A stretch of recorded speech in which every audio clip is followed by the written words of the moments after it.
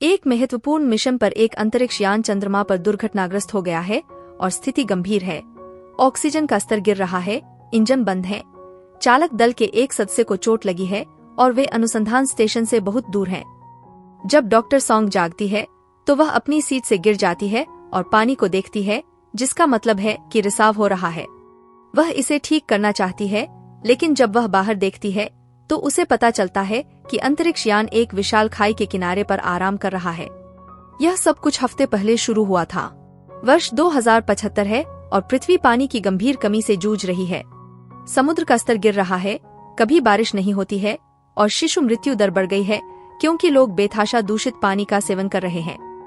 भोजन की कमी लगातार बदतर होती जा रही है क्योंकि वर्टिकल फार्म पर्याप्त काम नहीं कर सकते हैं और पालतू जानवर रखना अवैध हो जाता है। सरकार स्थिति को नियंत्रित करने के लिए एक आपूर्ति विनियमन स्थापित करती है, सामाजिक वर्ग के आधार पर पानी की राशनिंग करती है। सबसे महत्वपूर्ण नागरिकों को असीमित पहुंच के साथ गोल्ड कार्ड मिलते हैं। इसके कारण निम्न वर्गों में सैकड़ों दंगे हुए हैं। Environment for human survival research centre में सॉन्ग पौधों और जानवरों के साथ काम कर रहा है। ASAA या अंतरिक्ष और वैमानिकी प्रभाग के अनुभाग प्रमुख किम उससे मिलने आते हैं और उसे अपने मिशन में शामिल होने के लिए कहते हैं। पहले तो उसने मना कर दिया, लेकिन जब उसने बाल्हे लूनर स्टेशन के बारे में सुना, जहां उसकी बहन की 5 साल पहले मृत्यु हो गई थी, तो उसने अपना मन बदल लिया। उनकी मृत्यु के कारण सरकार ने सॉन्ग को गोल्ड कार्ड से मुआवजा दिया। मिशन के विवरण जानने और चालक दल से मिलने के लिए सॉन्ग एक बैठक में भाग लेता है। 5 साल पहले विकिरण रिसाव के कारण बल्हे स्टेशन को बंद करना पड़ा था, इसलिए अब नई टीम को अनुसंधान के लिए पृथ्वी पर वापस लाने के लिए कैप्सूल में कुछ महत्वपूर्ण नमूने प्राप्त करने होंगे। एक बार जब वे चंद्रमा पर उतरते हैं तो उनके पास मिशन पूरा करने के लिए 24 घंटे होते हैं और कैप्सूल को कम तापमान में ले जाना होगा। अगर उन्हें कोई नुकसान होता है तो उन्हें उससे अतिरिक्त सावधान रहने की जरूरत है। टीम को कैप्सूल की सामग्री या उनका स्थान नहीं बताया गया है, इसलिए यह सब बहुत संदिग्ध है। उड़ान भरने से कुछ क्षण पहले चालक दल यह जानकर हैरान रह गया कि सामान्य सह पायलट को अंतिम सेकंड में ली नामक एक अजंबी द्वारा बदल दिया गया था। अंतरिक्ष यान पृथ्वी को छोड़ देता है और निर्धारित समय पर कक्षा में पहुंच जाता है और जब तक वे चंद्रमा के करीब नहीं पहुंच जाते तब तक उनकी उड़ान सुचारू रूप से चलती रहती है। अलार्म बजना शुरू हो जाता है और उन्हें पता चलता है कि डॉकिंग सिस्टम में समस्या आ रही है, जिसका अर्थ है कि यदि वे लैंडिंग कक्षा में पहुंच गए तो बोल्ट टिक नहीं पाएगा। चूंकि वे ASAA तक नहीं पहुंच सकते, इसलिए उन्होंने लैंडिंग मॉड्यूल को जल्दी जारी करने का निर्णय लिया। दुर्भाग्य से मुख्य इंजन प्रज्वलित नहीं हुआ और उन्हें थ्रस्ट नियंत्रण में बदलाव करना पड़ा, जो भी काम नहीं करता है। अंतरिक्ष यान जमीन पर दुर्घटनाग्रस्त हो जाता है और तब तक नीचे फिसलता रहता है जब तक कि वह एक खाई के किनारे पर उल्टा अटक नहीं जाता। शुरुआत में चालक दल तैयार हो जाता है और दरवाजा खोलने की कोशिश करता है, जिससे जहाज थोड़ा और नीचे फिसल जाता है। कुछ फर्नीचर गिरने लगता है और चालक दल उससे बचता है, लेकिन इसके बजाय वह एक खिड़की तोड़ देता है। सॉन्ग फिसल जाता है और आखिरी सेकंड में संभल जाता है और बाकी लोग उसे वापस अंदर लाने के लिए सावधानी से उसका हाथ पकड़ लेते हैं। बाद में वे केवल अंतरिक्ष यान को फिसलकर खाई में गिरते हुए देखने के लिए बाहर निकलते हैं। ASAA के साथ कोई संचार नहीं है और स्टेशन 7 किलोमीटर से थोड़ा अधिक दूर है, लेकिन सीमित ऑक्सीजन को देखते हुए उनके पास बल्हे की ओर चलना शुरू करने के अलावा कोई विकल्प नहीं है। कुछ क्षण बाद वांग अपने फेफड़ों में छेद के कारण गिर गया। उसका सूट पानी से बाहर है, लेकिन जब अन्य लोग उसे कुछ देने की कोशिश करते हैं तो वांग उन्हें रोकता है और मरने से पहले खून फेंकता है। चालक दल ने फैसला किया कि वे उसके शव को बाद में उठाएंगे जब उन्हें बचा लिया जाएगा और उस व्यक्ति के हाथ में पानी की एक शीशी छोड़कर आगे बढ़ते रहेंगे। जब तक वे स्टेशन पहुंचते हैं तब तक उनका ऑक्सीजन स्तर 1% पर होता है, इसलिए वे गिरने के कगार पर जल्दी से अंदर जाते हैं और समय रहते एयरलॉक बंद कर देते हैं। फिर एक फ्लैशबैक में पता चलता है कि सॉन्ग अपनी पुरानी लैब में अपनी बहन द्वारा छोड़े गए संदेश को डिक्रिप्ट करने की कोशिश कर रहा है। एक पुरानी बातचीत से उसे यह अनुमान लगाने में मदद मिली कि पासवर्ड लैटिन में साइलेंट सी है और एक बार संदेश डिकोड हो जाने पर इसमें लूना ढूंढें लिखा होता है। बाद में उसने ह्वांग से इसके बारे में पूछा और उसने बताया कि लूना बल्हे स्टेशन पर डेटा स्टोरेज है। वर्तमान में स्टेशन का पता लगाने के लिए बाहर जाने से पहले चालक दल अपनी ऑक्सीजन आपूर्ति को रिचार्ज करता है। चूंकि अंधेरा है, उनका पहला लक्ष्य बिजली की आपूर्ति ढूंढना है। जैसे ही वे दालान से गुजरे, वे जमीन पर एक शव देखकर चौंक गए। स्टेशन बंद होने के बाद से इसमें घुसने की कई कोशिशें हुई हैं और सूट और हथियार से संकेत मिलता है कि वह आदमी भाड़े का आदमी है, शायद संसाधन माफिया के लिए काम कर रहा है। एक त्वरित स्कैन से पता चलता है कि वह डूब गया, जिसका कोई मतलब नहीं है। जैसे जैसे वे भटकते रहे, चालक दल को एक और आश्चर्य हुआ, विकिरण का स्तर सामान्य है। सॉन्ग को सरकार के झूठ पर बहुत अधिक संदेह हो रहा है और वह भाड़े के सैनिकों का शव परीक्षण करना चाहता है ताकि उनके सामने आने वाले किसी भी संभावित खतरे की जांच की जा सके, लेकिन कैप्टन हान ने उसे चलते रहने का आदेश दिया। अंततः टीम मुख्य केंद्र तक पहुंचती है और बिजली चालू करती है। संचार प्रणाली अभी भी बंद है, लेकिन विकिरण का स्तर ठीक है और ऑक्सीजन प्रचुर मात्रा में है, इसलिए वे अपने हेलमेट उतार देते हैं और बेस के बाकी हिस्सों में वायु निस्पंदन प्रणाली को सक्रिय कर देते हैं। बाद में वे आधार के मानचित्र की जांच करते हैं और कुछ लाल क्षेत्रों की खोज करते हैं जिन्हें स्तरेक प्राधिकरण की आवश्यकता होती है और कथित विकिरण संदूषण के कारण बंद कर दिया गया था। वहाँ 3 भंडारण क्षेत्र और 8 द्वार हैं, इसलिए हान ने समूह को 3 टीमों में विभाजित करने का निर्णय लिया। हान की टीम भंडारण 1 तक पहुँचती है, लेकिन दरवाजा नहीं खुलता है, इसलिए उन्हें इसे हाथ से दबाना पड़ता है। एक हाथ गिरने से पहले वे इसे केवल कुछ इंच ही खोल पाते हैं और जब वे इसे पूरी तरह से खोलते हैं तो उन्हें पिछले दल के सभी शव मिलते हैं। वे भाड़े के सैनिक जैसी ही स्थिति में हैं, इसलिए वे विकिरण से भी नहीं मरे। दीवारों पर खून के निशान हैं, जिससे पता चलता है कि चालक दल ने भागने की कोशिश की थी, लेकिन ऐसा लगता है कि आपातकालीन स्थिति में क्षेत्र को बंद कर दिया गया था। इसका मतलब यह है कि चालक दल की मृत्यु शटडाउन के बाद हुई, न कि पहले, जैसा कि सरकार ने कहा था। इसके बाद हान की टीम भंडारण 1 में प्रवेश करती है और देखती है कि वहां पहले से ही कोई मौजूद था। जमीन पर कुछ कैप्सूल हैं, लेकिन वे सभी खाली हैं। सॉन्ग की टीम स्टोरेज 3 की ओर जाती है, लेकिन जब उन्हें स्कैनर पर एक अजीब बायोसिग्नेचर मिलता है तो वे रुक जाते हैं। चूंकि यह अकेले चल रहा है, इसलिए यह चालक दल का सदस्य नहीं हो सकता है, इसलिए चीफ गोंग ने जांच करने का फैसला किया और अपने साथियों को इंतजार करने के लिए कहा। चूंकि यह बहुत अजीब होता जा रहा है, ली ने सॉन्ग से कहा कि उसका संदेह करना सही था और जब वह मेडिकल रिकॉर्ड खोजने के लिए अस्पताल की ओर जा रही थी तो उसे कवर करने की पेशकश की। जैसे ही वह चली गई, ली ने भंडारण 3 में प्रवेश किया और पाया कि यहाँ बिजली काम नहीं कर रही है और कैप्सूल खाली हैं। गलती से उसकी टॉर्च गिर जाती है और जब वह उसे निकालने के लिए फर्नीचर के नीचे पहुँचता है तो कोई चीज टॉर्च छीन लेती है। शुरुआती झटके के बाद ली ने फिर से कोशिश की, लेकिन उसे पानी से भरा एक कैप्सूल मिला। इस बीच भंडारण 2 की ओर जा रही टीम को छत पर कुछ खौफनाक चित्र मिले। यह भंडारण दरवाजा भी नहीं खुलेगा, इसलिए उन्हें ताला तोड़ना होगा। एक बार अंदर जाने पर उन्हें पता चला कि किसी ने पहले ही उस जगह की खोज कर ली है और बाकी कैप्सूल खाली हैं। जमीन पर शव है, लेकिन यह विकिरण से होने वाली मौत नहीं है क्योंकि स्तर ठीक है। जब वह और करीब से देखता है तो सूचना को पता चलता है कि उनमें से एक शव के पास एक कैप्सूल है। जब वह इसे कड़ी उंगलियों से खींचता है तो वह गलती से शरीर की छाती को दबा देता है और इससे एक अजीब बीजाणु खांसने लगता है जो सूचन की आंखों में प्रवेश कर जाता है। उसने जो कैप्सूल पकड़ा वह भी खाली है, इसलिए टीम वापस जाने लगती है। बाहर जाते समय सूचन को अजीब महसूस होता है और उसकी त्वचा के नीचे पानी की बूंदें घूमती देखी जा सकती हैं, क्योंकि वह दीवार पर तारामछली जैसी चीजों को मतिभ्रम करना शुरू कर देता है। एक अन्य फ्लैशबैक से पता चलता है कि मिशन से पहले सॉन्ग पहले से ही बल्हे स्टेशन पर शोध कर रहा था और उसने एक अजीब संकेत देखा। बाद में किम ने यह कहकर उन्हें आश्चर्यचकित कर दिया कि यह चिन्ह दरवाजे पर नहीं बल्कि फर्श पर था। वर्तमान में सॉन्ग को गोंग से एक संदेश मिलता है जिसमें बताया गया है कि उसने अजीब सिग्नल खो दिया है और वह वापस जा रहा है, इसलिए उसके पास प्रतीक को ढूंढे बिना वापस लौटने के अलावा कोई विकल्प नहीं है। जब वह भंडारण के लिए पहुंचती है तो वह ली को दरवाजे पर पाती है और देखती है कि कैसे अचानक कोई चीज उसे वापस कमरे में खींच लेती है। सॉन्ग तुरंत अंदर जाता है और देखता है कि ली का छत के सामने दम घुट रहा है। एक बार जब वह मर गया तो रहस्यमय इकाई ली को फर्श पर गिरा देती है और कैप्सूल ले जाती है। जब सॉन्ग करीब से देखने की कोशिश करता है तो इकाई गायब हो जाती है। उसी समय गोंग वापस आता है और बाकी दल को बुलाता है। डॉक्टर होंग ने शरीर का निरीक्षण किया और पाया कि ली के पूरे शरीर में फ्रैक्चर हैं, जो सॉन्ग की अजीब कहानी से मेल खाता है। हान को अभी भी संदेह है, इसलिए वह सॉन्ग के बॉडीकैम से फुटेज देखता है जो अजीब इकाई के अस्तित्व की पुष्टि करता है। वे फर्नीचर को वहां ले जाते हैं, जहां वह छिपा हुआ था और एक बहुत लंबी वेंट प्रणाली की खोज करते हैं, इसलिए उन्हें इसे खोजने का निर्णय लेना होगा। इस बीच चालक दल के कुछ सदस्य मुख्य केंद्र पर लौट आते हैं और सूचन को अचानक पूरे फर्श पर पानी की उल्टी होने लगती है और वह रुकने में असमर्थ हो जाता है।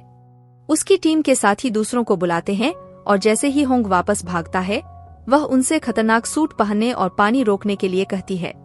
टीम के साथियों ने सूचन को पीठ पर लिटा दिया, लेकिन उसके मुंह के कोनों से अभी भी पानी टपक रहा है।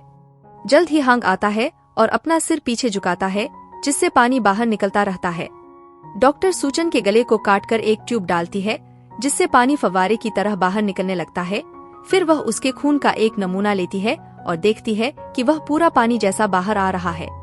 ट्यूब से पानी निकलता रहता है, जिसका कोई अंत नहीं दिखता और अंततः सूचन की पहले मिले शवों की तरह ही डूबकर मौत हो जाती है। एक बार जब निस्पंदन प्रणाली हवा को साफ कर देती है, तो टीम खतरनाक सूट उतार सकती है। हांग ली के शरीर का शव परीक्षण करेगा और सॉन्ग डेटा भंडारण की जांच करेगा। अब हान के इनकार की परवाह नहीं करेगा। अन्य चालक दल के सदस्य छोड़ना चाहते हैं क्योंकि यह बहुत खतरनाक हो गया है, लेकिन हान ने घोषणा की कि मिशन अभी भी जारी है और इकाई की खोज के लिए कुछ लोगों को अपने साथ ले जाता है, जबकि बाकी को किसी भी कीमत पर संचार फिर से स्थापित करने के लिए कहता है। हान की टीम झरोखों में प्रवेश करती है और दीवारों पर वही खौफनाक चित्र देखती है। अचानक उनके स्कैनर को एक बायोसिग्नल उनकी ओर आता हुआ दिखाई देता है। हालांकि ऐसा लगता है कि यह सुविधा के दूसरे हिस्से में है, क्योंकि यह ठीक उनके ऊपर से गुजरता है। टीम उसी दिशा में चलने की कोशिश करती है और उसे एक दरवाजा मिलता है, लेकिन वह बंद है। उसी समय उन्हें मुख्य केंद्र से लोगों का फोन आता है और कहा जाता है कि उन्होंने काम में प्रगति की है, इसलिए टीम वापस जाने का फैसला करती है। इस बीच सूचन के शव को अस्पताल ले जाया जाता है, जहां हांग उसे खोलना शुरू करता है। सॉन्ग मेडिकल रिकॉर्ड की जांच करता है, लेकिन वे सभी बंद हैं, इसलिए वह अन्य शवों से ऊतक के नमूने इकट्ठा करने जाती है। कुछ मिनट बाद जब सॉन्ग काम कर रहा होता है, तो उसे लगता है कि उसे उसकी बहन का शव मिल गया है, लेकिन जब वह टैग की जांच करती है तो उसे पता चलता है कि यह उसी उपनाम वाली एक अलग महिला है। इसके बाद सॉन्ग अस्पताल में लौट आया, जहां हांग ने पुष्टि की कि शरीर अंदर से पानी से भरा हुआ था और बाहरी क्षति का कोई संकेत नहीं था। सॉन्ग में उल्लेख किया गया है कि अन्य शवों में समान लक्षण थे और जब वह नमूनों की जांच करती है तो उसे पता चलता है कि जब उनकी मृत्यु हुई तो पिछले दल बिल्कुल स्वस्थ थे, उनमें वायरस या बैक्टीरिया के कोई लक्षण नहीं थे। यह उल्लेख करने की आवश्यकता नहीं है कि सूचन के खून में किसी अज्ञात चीज की एक अलग परत बनी हुई प्रतीत होती है। हान के पास वापस वह दूसरों से सीखता है कि उन्हें डिजिटल इकाई को ठीक करने की आवश्यकता है। आमतौर पर लिफ्ट उन्हें वहां ले जाती है, लेकिन वह खराब है, इसलिए किसी को नीचे चढ़ना होगा, जो बहुत खतरनाक है। हान जाने के लिए स्वेच्छा से जाता है और जब वह डॉक्टरों को सूचित करने के लिए रुकता है तो सॉन्ग एक सिद्धांत साझा करता है। प्राणी ने उसे चोट नहीं पहुंचाई और आंतरिक आधार संरचना से परिचित है, इसलिए वह सोचती है कि यह एक जीवित व्यक्ति हो सकता है। हालांकि हान को लगता है कि यह संभव नहीं है। बाद में सॉन्ग और हांग ने उल्टी किए हुए पानी की जांच की और देखा कि यह आसुत हो गया है। ऐसा लगता है कि पानी ही वायरस हो सकता है, संभवतः अलौकिक, और यह पृथ्वी पर सूखे का समाधान हो सकता है। यह हवा में नहीं है, इसलिए 5 साल पहले कुछ ऐसा हुआ जिससे यह पुराने दल के बीच फैल गया। खाई में हान इकाई तक पहुंचने के लिए सावधानी से नीचे उतरना शुरू करता है। अचानक लिफ्ट अपने आप चलने लगती है और कंप्यूटर नियंत्रण उसे रोकने में असमर्थ हो जाता है। हान कसकर पकड़ लेता है और ठीक समय पर रास्ते से हट जाता है, इसलिए लिफ्ट चलती रहती है और इस प्रक्रिया में हान की रस्सी काट देती है। फिर यह स्टेशन से टकरा जाता है, जिससे बिजली चली जाती है और 1 सेकंड बाद वापस आती है। फिर चालक दल फिर से रस्सी को नीचे करना शुरू कर देता है, लेकिन हान उनसे पूरी चीज को नीचे फेंकने के लिए कहता है, क्योंकि लिफ्ट अब गिर रही है। तेजी से आगे बढ़ते हुए हान रस्सी को एक शाफ्ट से जोड़ता है और लिफ्ट से फिर से बच जाता है, लेकिन इस बार उसका शरीर धातु से टकरा जाता है और उसकी ऑक्सीजन प्रणाली क्षतिग्रस्त हो जाती है। अपनी बीमार बेटी के पृथ्वी पर वापस आने का सपना देखने के बाद हान ने वापस लौटने के बजाय आगे बढ़ने का फैसला किया और यूनिट को सफलतापूर्वक ढूंढ लिया।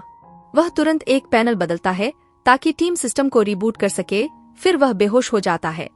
शुक्र है कि क्रू ने तुरंत उसे बचा लिया और वापस ले आया, लेकिन उनके लिए बुरी खबर है, कॉम्स अभी भी काम नहीं कर रहे हैं।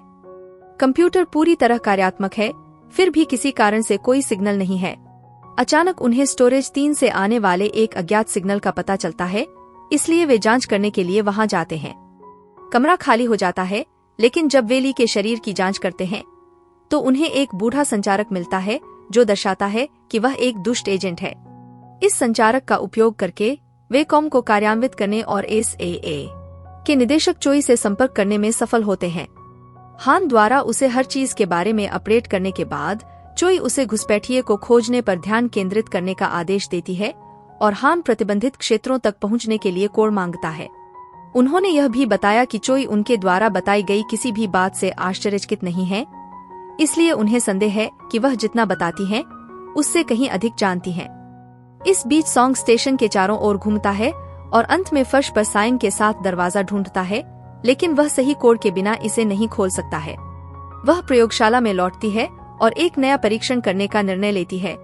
वह उल्टी वाले पानी के नमूने पर कुछ खून गिराती है और वह तुरंत आश्चर्यजनक गति से बढ़ना शुरू कर देता है। उन्होंने तुरंत इसे बुझाने वाले यंत्रों से मारा और सभी बूंदें तुरंत जम गईं, जिससे यह पुष्टि हुई कि पानी केवल तभी तक बढ़ सकता है जब तक इसका मेजबान जीवित है। सॉन्ग हान को देखने के लिए दौड़ता है, घोषणा करता है कि जो नमूना उन्हें लेना था वह हमेशा पानी था और हान पर सब कुछ जानने का आरोप लगाता है। एक फ्लैशबैक से पता चलता है कि किम और चोई ने मिशन से पहले हान को क्या बताया था। सॉन्ग की बहन वोनक्युंग ने चंद्रमा पर पानी पाया था, इसलिए इसका अध्ययन करने के लिए बलहे स्टेशन बनाया गया था। हान दूसरों को इसके बारे में बताता है और कहता है कि उसने ली जैसे मस्सों से उन्हें बचाने के लिए यह रहस्य छिपा रखा है, लेकिन सॉन्ग तुरंत उसे सुधार देता है। वह बताती हैं कि चंद्रमा के पानी ने सभी को मार डाला है क्योंकि इसे नियंत्रित नहीं किया जा सकता है, लेकिन सरकार उस जानकारी को छिपा रही है क्योंकि वे शायद परिणामों की परवाह किए बिना इसका व्यावसायीकरण करना चाहते हैं। फिर अकेले में सॉन्ग हान को बताता है कि उसकी बहन चाहती थी कि वह वहां रहे और उससे एक से स्कोर मांगती है। वे प्रतीक के साथ दरवाजे पर जाते हैं और हान उनके बॉडीकैम को हटाने के बाद अंततः उसे खोलने के लिए कोड का उपयोग करता है। दीवारें डेटाबेस से ढकी हुई हैं और फर्श पर एक छत पर कुछ पत्तियां देखकर वे चौंक गए। जब वे इसे खोलते हैं तो उन्हें पौधों से ढकी एक लंबी सुरंग दिखती है।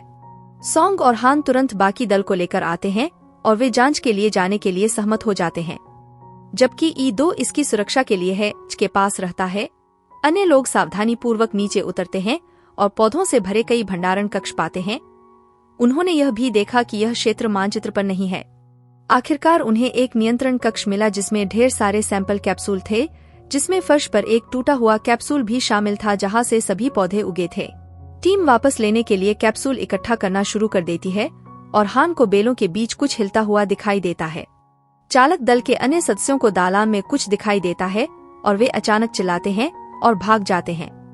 जीव उसके कैप्सूल को चुराने के लिए ई1 की बाह को फाड़ देता है, इसलिए सन उसे नमूना गिराने के लिए गोली मार देता है।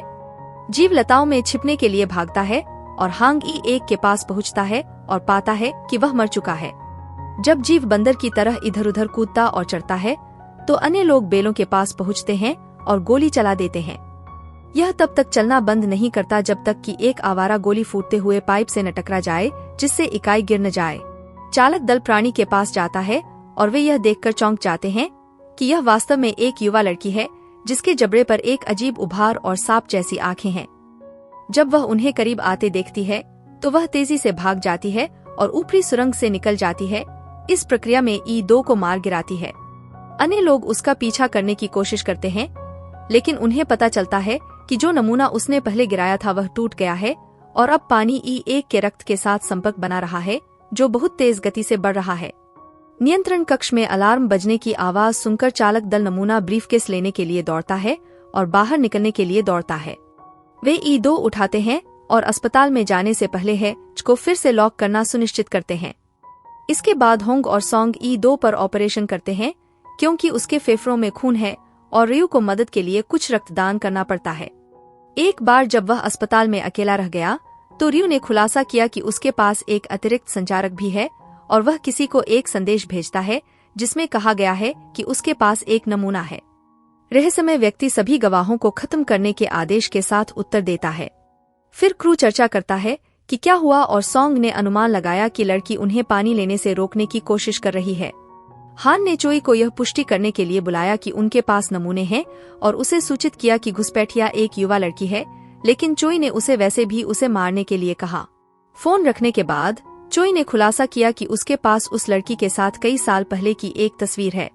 इसके बाद हान सॉन्ग और होंग को जानकारी इकट्ठा करने के लिए सुरंग में वापस जाने के लिए अधिकृत करता है, जबकि वह भंडारण 3 पर लौटता है। वह वेंट के अंदर जाता है और इस बार वह दरवाजा खोलता है, जिससे उसे टूटा हुआ वेंट मिलता है, जिसका उपयोग लड़की चारों ओर घूमने के लिए करती थी, और खून के धब्बे भी। हान खून का पीछा करता है, जबकि उसके 2 आदमी दालान में एक और वेंट खुला हुआ पाते हैं। इसलिए वे अंदर जाते हैं और एक ऐसा क्षेत्र ढूंढते हैं जो मानचित्र पर नहीं है। यहाँ और भी शव हैं और वे भी खून का पीछा करना शुरू कर देते हैं। तभी अचानक चौंक जाते हैं जब हान उनके सामने आ जाता है।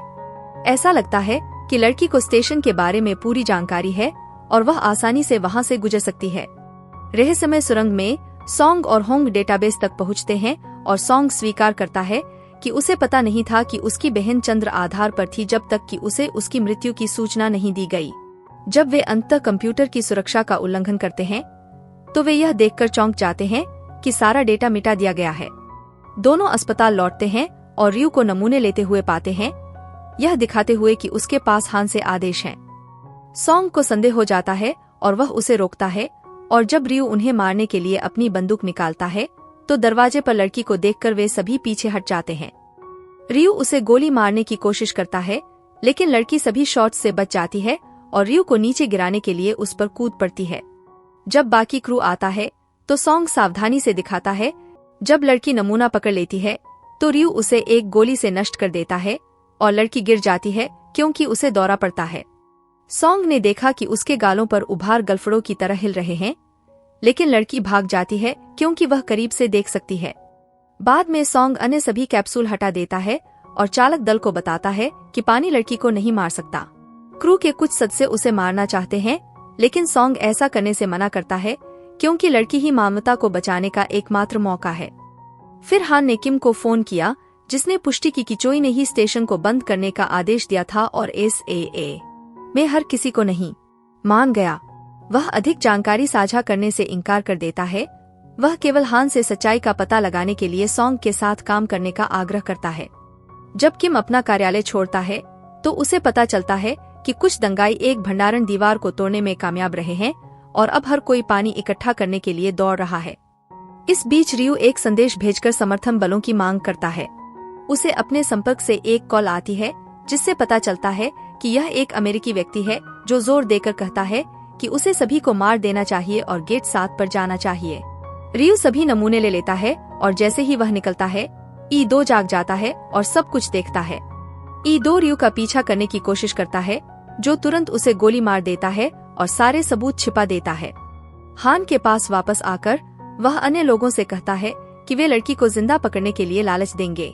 वे स्कैनर से लड़की का स्थान ढूंढते हैं और फिर सॉन्ग अपने हाथों में एक नमूना लेकर दालान के बीच में खड़ा होता है। अचानक लड़की झरोखों से बाहर आती है, इसलिए सॉन्ग नमूना नीचे रख देता है और दूर जाने लगता है। हान पहला गेट बंद कर देता है और सॉन्ग को बाहर खींच लेता है ताकि वह दूसरा गेट बंद कर सके, जिससे लड़की बाहर भाग जाती है और उसका पैर दरवाजे में फंस जाता है। सॉन्ग उसकी मदद करने की कोशिश करता है और जैसे ही लड़की उसे काटती है, वह अपनी गर्दन पर एक टैग दिखाती है जिस पर लूना 073 लिखा होता है। जब सॉन्ग उसे बुलाता है तो लड़की रोने लगती है और हान उसे शामक गोली मार देता है। फिर सॉन्ग दरवाजा खोलता है और गरीब लड़की को सांत्वना देने के लिए दौड़ता है। इसलिए सॉन्ग नमूना पकड़ लेता है और उसके और टीम के बीच गेट बंद होने से ठीक पहले उसका पीछा करता है। हांग को अस्पताल में बंद कर दिया गया है और जब वह नमूनों की जांच करती है तो उसे फ्रीजर के अंदर E2 का शव मिलता है, इसलिए वह दूसरों को सूचित करती है। गेट के नीचे आने से ठीक पहले सूर्य एक प्रवेश द्वार से गुजरने के लिए दौड़ता है, इसलिए वह कमांड सेंटर की ओर अपना रास्ता बनाना शुरू कर देता है। हान और गोंग भी कुछ दरवाजों से भागने में सफल हो जाते हैं, लेकिन जल्द ही वे भी फंस जाते हैं, इसलिए वे झरोखों से निकलने का फैसला करते हैं। इस बीच सॉन्ग छिद्रों से होकर गुजरता है।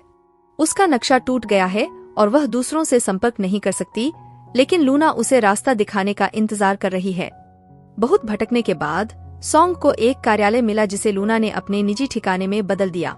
दीवारों पर चित्र, कैप्सूल का एक गुच्छा और वोनक्यूंग सहित पुराने दल की तस्वीरें हैं। सॉन्ग लूना के साथ कुछ कैंडी साझा करता है और लड़की के सो जाने के बाद सॉन्ग को अंततः गायब डेटा ईंट मिल जाती है। वह इसे कंप्यूटर से जोड़ती है और वाटर रिस्पांस टेस्ट नामक एक वीडियो देखती है, जिसमें पिछले दल ने एक मछली पर चंद्र जल का परीक्षण किया था।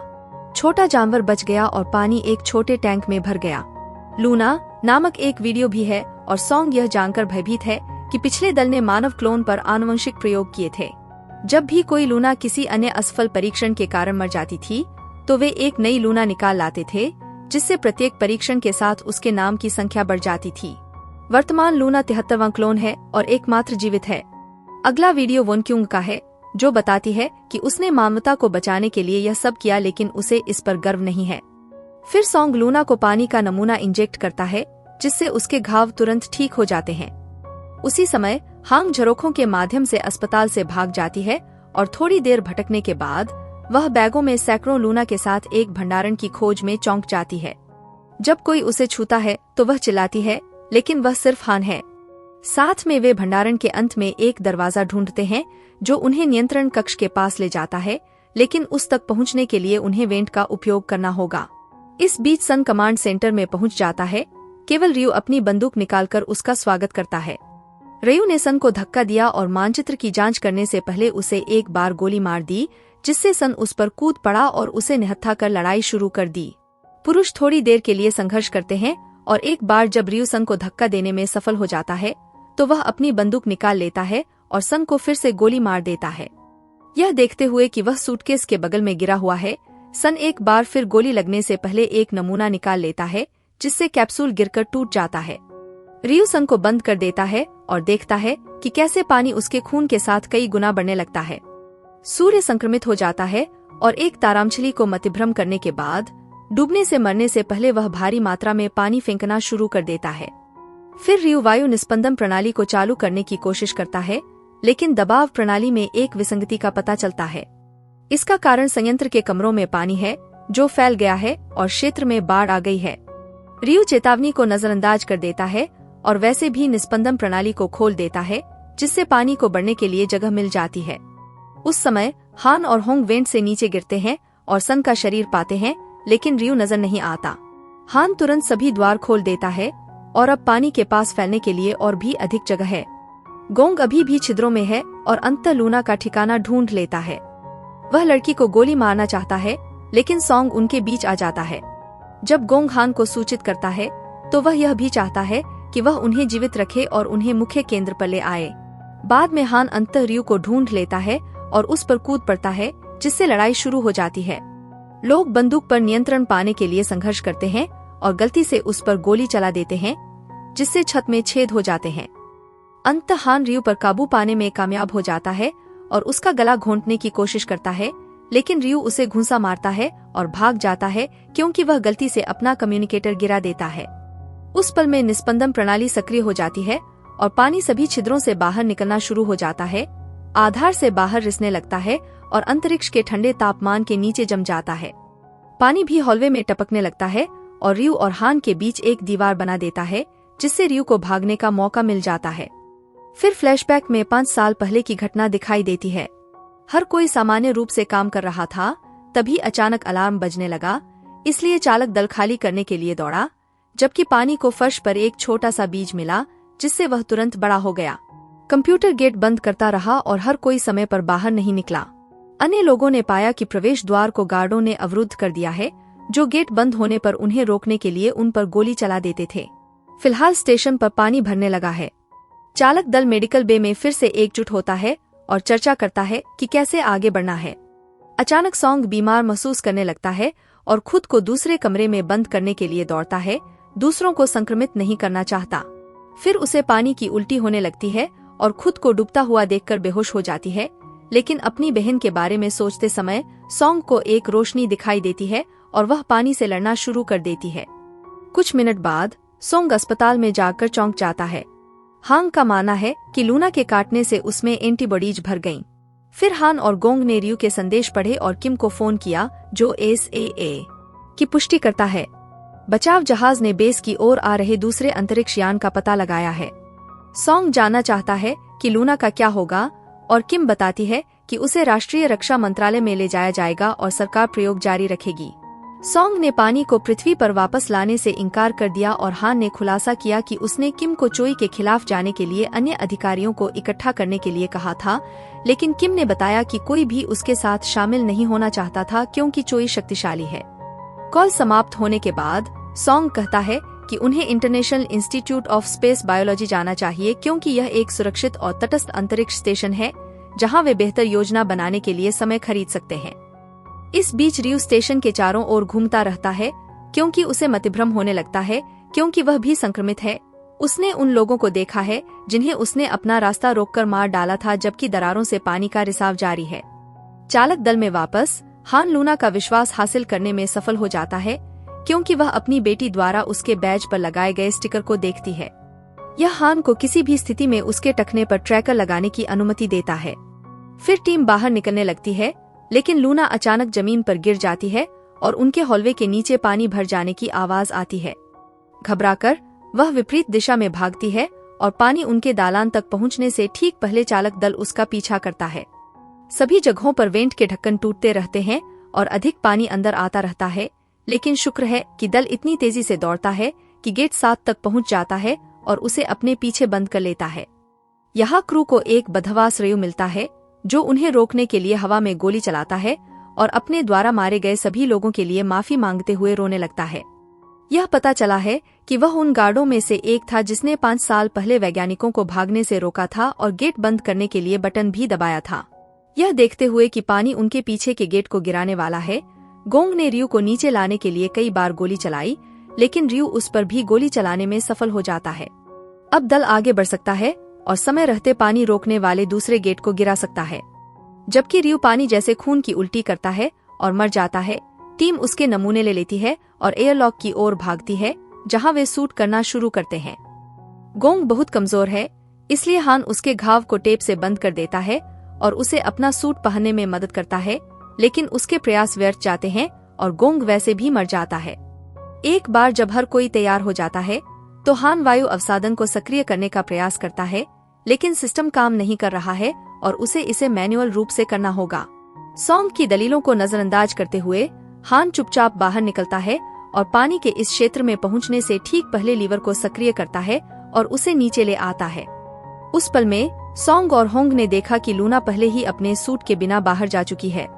दोनों महिलाएं तुरंत स्टेशन छोड़ देती हैं क्योंकि पानी आखिरी गेट को गिरा देता है और बाहर तक पहुंच जाता है, तुरंत जम जाता है। बाद में दोनों महिलाएं लूना की तलाश में जाती हैं और उसे पृथ्वी को देखती हुई पाती हैं। ऐसा लगता है कि उसे जीने के लिए ऑक्सीजन की जरूरत नहीं है। पास में पानी हान के शरीर को गिरा देता है और जब लूना बैज वापस करने की कोशिश करने के लिए उसके पास आती है तो वह अपनी बेटी के लिए रोते हुए मर जाता है।